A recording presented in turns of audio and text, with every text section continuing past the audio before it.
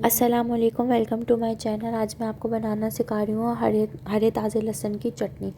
ये चटनी बहुत मज़े की होती है, डिफरेंट टेस्ट होता है इसका।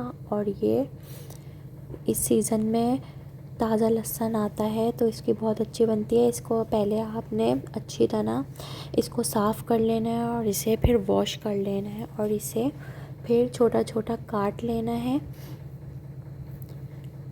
बारीक छोटा छोटा काट लें। फिर हमने इसके अंदर कुटी हुई लाल मिर्चें शामिल कर देनी है। फिर इसके अंदर थोड़ा सा पानी ऐड करना है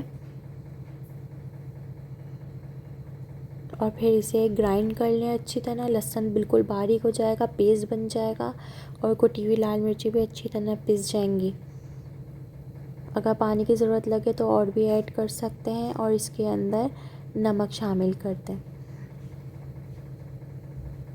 इसकी कंसिस्टेंसी चेक कर लें, बिल्कुल पेस्ट की तरह हो गई है। नमक डालने के बाद अच्छी तरह मिक्स करें और इसे फ्रीज़ भी कर सकते हैं। 1 महीने तक, 2 महीने तक भी ख़राब नहीं होती। और इसे गरम गरम पराठों के साथ सर्व करें, चावलों के साथ भी अच्छी लगती है और रमज़ान के लिए भी बहुत अच्छी रेसिपी है ये।